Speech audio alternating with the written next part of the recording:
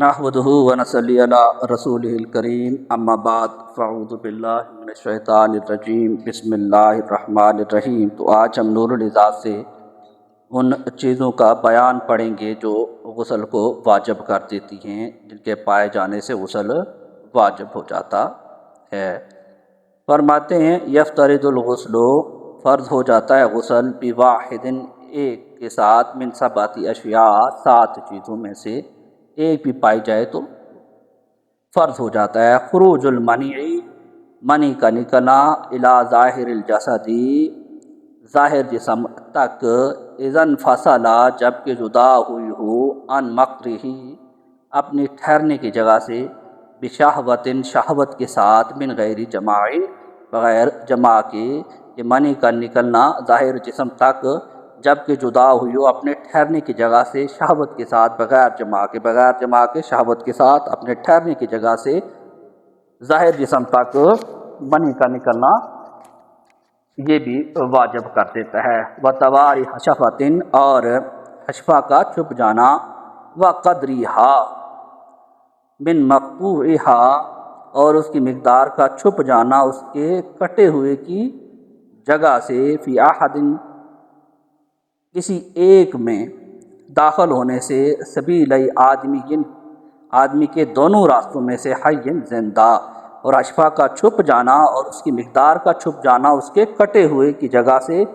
زندہ آدمی کے دونوں راستوں میں سے کسی ایک میں داخل ہونے سے، تو تب بھی غسل واجب ہو جاتا ہے۔ وانزال المنی، منی اور منی کا انزال ہونا، بھی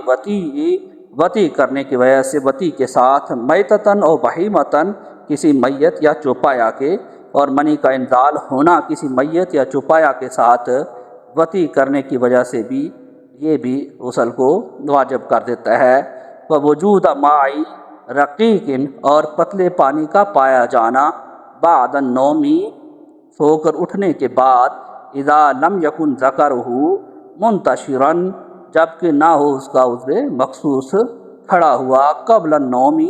سونے سے قبل، اور پتلے پانی کا پایا جانا سو کر اٹھنے کے بعد، جب کہ نہ ہو اس کا عضو مخصوص کھڑا ہوا سونے سے قبل، یعنی سونے سے قبل عضو مخصوص کھڑا نہ ہو تو پتلے پانی کا پایا جانا سو کر اٹھنے کے بعد یہ بھی واجب کر دیتا ہے۔ وجود بلل، اور ایسی تری کا پایا جانا، ظنہ، جس کو وہ ظنہ منی، جس کو وہ منی خیال کرے، بعد افاقتہ،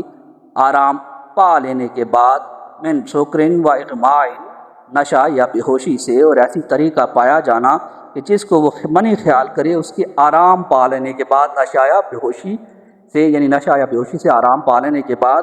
ایسی طریقہ پایا جانا جس کو وہ منی خیال کرے۔ وہ بحیض و نفاس،